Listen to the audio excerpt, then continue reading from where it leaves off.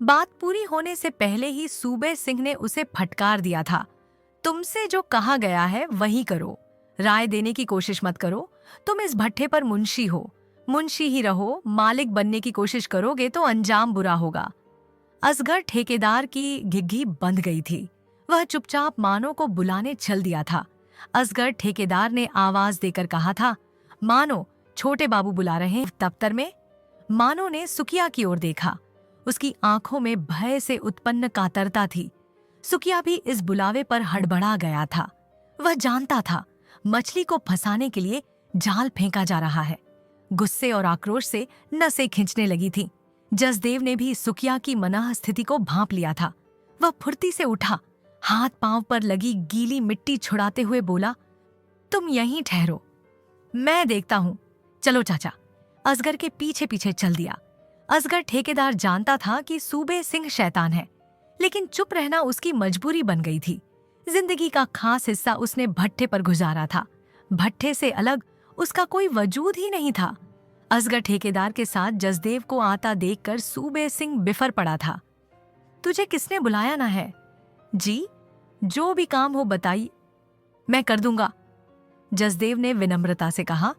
क्यों, तू उसका खसम है या उसकी पर चर्बी चढ़ गई है? सूबे सिंह ने अपशब्दों का इस्तेमाल किया। बाबूजी, आप किस तरह बोल रहे हैं? जसदेव के बात पूरी करने से पहले ही एक झन्नाटेदार थप्पड़ उसके गाल पर पड़ा। साले, जानता नहीं, भट्ठे की आग में झोंक दूंगा, किसी को पता भी नहीं चलेगा, हड्डियां तक नहीं मिलेंगी राख से, समझा? सूबे सिंह ने उसे धकिया दिया। जसदेव गिर पड़ा था। जब तक वह संभल पाता, लात घूंसों से सूबे सिंह ने उसे अधमरा कर दिया था। चीख पुकार सुनकर मजदूर उनकी ओर दौड़ पड़े थे। मजदूरों को एक साथ आता देखकर सूबे सिंह जीप में बैठ गया था। देखते ही देखते जीप शहर की ओर दौड़ गई थी। असगर ठेकेदार दफ्तर में जा घुसा था। सुकिया और मानो जसदेव को उठाकर झोपड़ी में ले गए थे। वह दर्द से कराह रहा था। मानो ने उसकी चोटों पर हल्दी लगा दी थी। सुकिया गुस्से में कांप रहा था।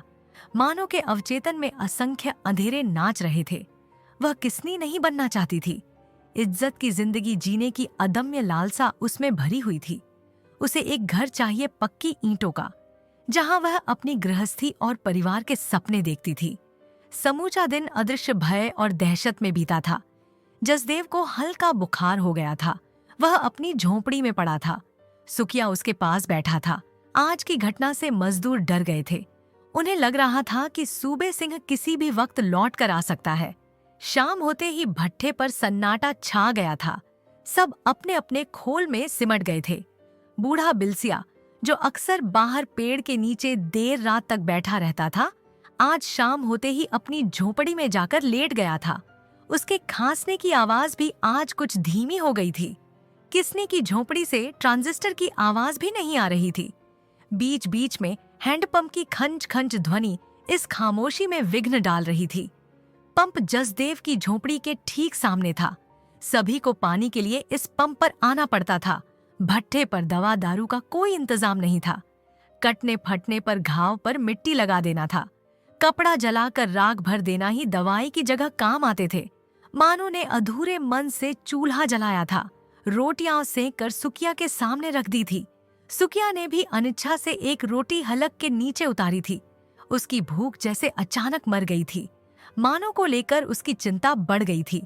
उसने निश्चय कर लिया था, वह मानो को किसनी नहीं बनने देगा। मानो भी गुमसुम अपने आप से ही लड़ रही थी। बार बार उसे लग रहा था कि वह सुरक्षित नहीं है। एक सवाल उसे खाए जा रहा था, क्या औरत होने की यही सजा है? वह जानती थी कि सुकिया ऐसा वैसा कुछ नहीं होने देगा। वह महेश की तरह नहीं है। भले ही यह भट्ठा छोड़ना पड़े। भट्ठा छोड़ने के ख्याल से ही वह सिहर उठी। नहीं, भट्ठा नहीं छोड़ना है। उसने अपने आप को आश्वस्त किया। अभी तो पक्की ईंटों का घर बनाना है। मानो रोटियां लेकर बाहर जाने लगी तो सुकिया ने टोका, कहाँ जा रही है? जसदेव भूखा प्यासा पड़ा है, उसे रोटी देने जा रही हूँ। मानो ने सहज भाव ने सहज से कहा, बामन तेरे हाथ की रोटी खावेगा। अक्ल मारी गई तेरी। सुकिया ने उसे रोकना चाहा। अक्ल मारी गई तेही। सुकी, क्यों मेरे हाथ की रोटी में जहर लगा है? मानो ने सवाल किया। पल भर रुक कर बोली, बामन नहीं, भट्ठा मजदूर है वह, म्हारे जैसा। चारों तरफ सन्नाटा था। जसदेव की झोंपड़ी में ढिबरी जल रही थी। मानो ने झोंपड़ी का दरवाजा ठेला। जी कैसा है? भीतर जाते हुए मानो ने पूछा। जसदेव ने उठने की कोशिश की। उसके मुंह से दर्द की आह निकली। कमबख्त कीड़े पड़ के मरेगा, हाथ पांव टूट टूट कर गिरेंगे। आदमी नहीं, जंगली जनावर है। मानो ने सूबे सिंह को कोसते हुए कहा। जसदेव चुपचाप उसे देख रहा था। ये ले, रोटी खा ले, सुबह से भूखा है। 2 कौर पेट में जाएंगे तो ताकत तो आवेगी बदन में। मानो ने रोटी और गुड़ उसके आगे रख दिया था। जसदेव कुछ अनमना सा हो गया था। भूख तो उसे लगी थी, लेकिन मन के भीतर कहीं हिचक थी। घर परिवार से बाहर निकले ज्यादा समय नहीं हुआ था। खुद वह कुछ भी बना नहीं पाया था। शरीर का पोर पोर टूट रहा था। भूख नहीं है, जसदेव ने बहाना किया। भूख नहीं है या कोई और बात है? मानो ने जैसे उसे रंगे हाथों पकड़ लिया था। और क्या बात हो सकती है? जसदेव ने सवाल किया। तुम्हारे भैया कह रहे थे कि तुम बामन हो, इसीलिए मेरे हाथ की रोटी नहीं खाओगे। अगर यो बात है तो मैं जोर ना डालूंगी। थारी मर्जी। औरत हूं, पास में कोई भूखा हो तो रोटी का कौर गले से नीचे नहीं उतरता है। फिर तुम तो दिन रात साथ काम करते हो, मेरी खातिर पिटे। फिर यह बामन म्हारे बीच कहां से आ गया? मानो रुआंसी हो गई थी। उसका गला रूंध गया था। रोटी लेकर वापस लौटने के लिए मुड़ी। जसदेव में साहस नहीं था उसे रोक लेने के लिए। उनके बीच जुड़े तमाम सूत्र जैसे अचानक बिखर गए थे। अपनी झोंपड़ी में आकर चुपचाप लेट गई थी मानो, बिना कुछ खाए। दिन भर की घटनाएं उसके दिमाग में खलबली मचा रही थी। जसदेव भूखा है, यह एहसास उसे परेशान कर रहा था। जसदेव को लेकर उसके मन में हलचल थी। उसे लग रहा था जैसे जसदेव का साथ उन्हें ताकत दे रहा है, ऐसी ताकत जो सूबे सिंह से लड़ने में हौसला दे सकती है।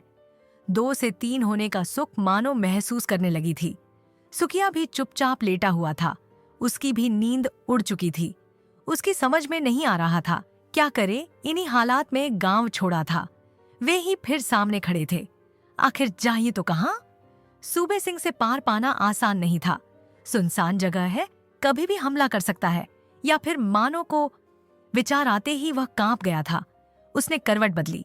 मानो जाग रही थी। उसे अपनी ओर खींचकर सीने से चिपटा लिया था। जसदेव ने भी पूरी रात जागकर काटी थी।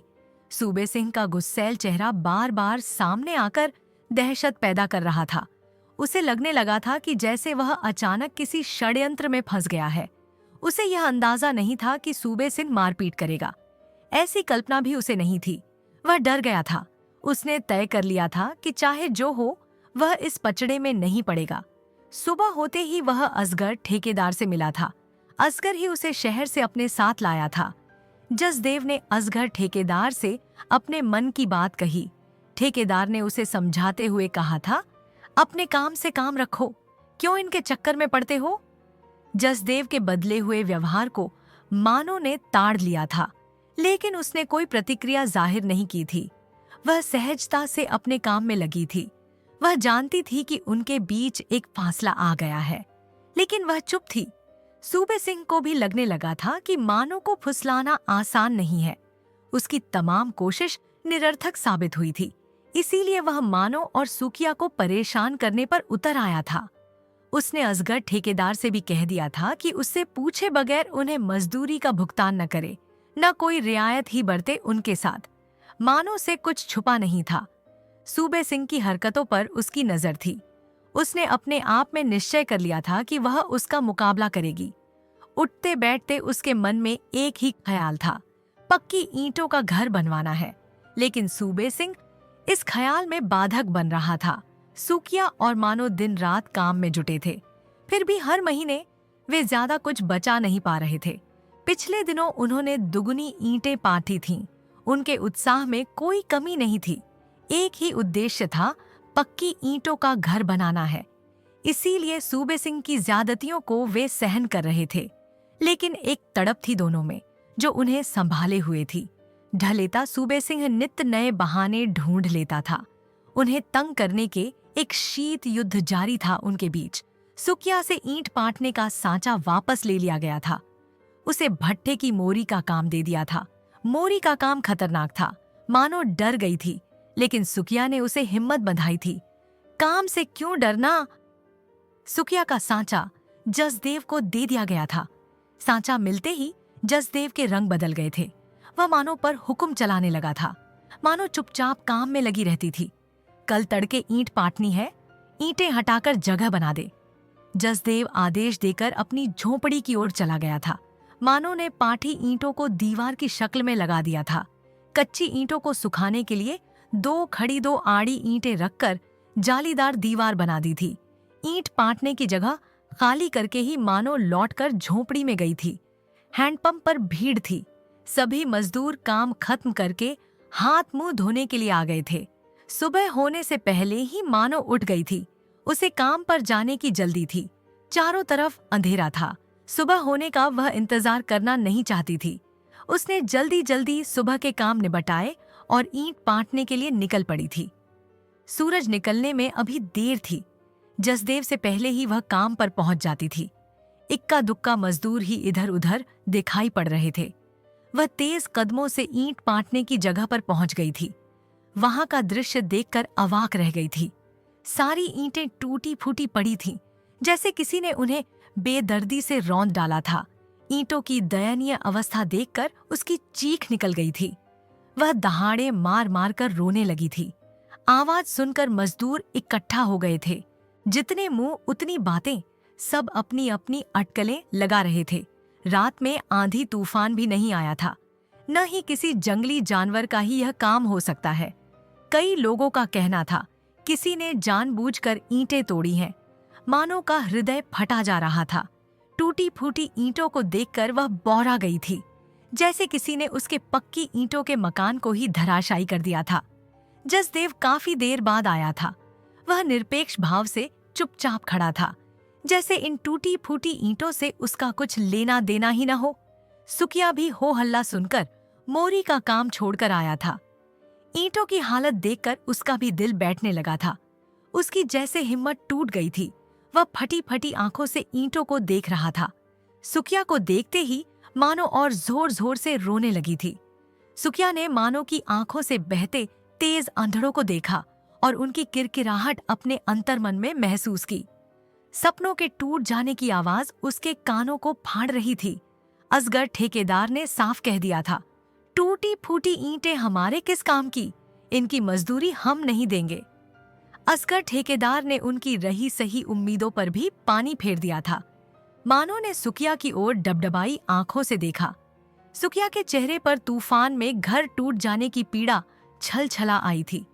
उसे लगने लगा था जैसे तमाम लोग उसके खिलाफ हैं। तरह तरह की बाधाएं उसके सामने खड़ी की जा रही हैं। वहां रुकना उसके लिए कठिन हो गया था। उसने मानो का हाथ पकड़ा, चल, ये लोग हमारा घर ना बनने देंगे। पक्की ईंटों के मकान का सपना उनकी पकड़ से फिसलकर और दूर चला गया था। भट्ठे से उठते काले धुएं ने आकाश तले एक काली चादर फैला दी थी। सब कुछ छोड़कर मानो और सुकिया चल पड़े थे, एक खानाबदोश की तरह, जिन्हें एक घर चाहिए था रहने के लिए। पीछे छूट गए थे कुछ बेतरतीब पल, पसीने के अक्स जो कभी इतिहास नहीं बन सकेंगे। खानाबदोश जिंदगी का एक पड़ाव था, यह भट्टा। सुकिया के पीछे पीछे चल पड़ने से पहले मानो ने जसदेव की ओर देखा था। मानो को यकीन था जसदेव उनका साथ देगा, लेकिन जसदेव को चुप देखकर उसका विश्वास टुकड़े टुकड़े हो गया था। मानो के सीने में एक टीस उभरी थी। सर्द सांस में बदलकर मानो को छलनी कर गई थी। उसके होंठ फड़फड़ाए थे कुछ कहने के लिए, लेकिन शब्द घुट कर रह गए थे। सपनों के कांच उसकी आंख में किरकिरा रहे थे। वह भारी मन से सुकिया के पीछे पीछे चल पड़ी थी, अगले पड़ाव की तलाश में, एक दिशाहीन यात्रा पर।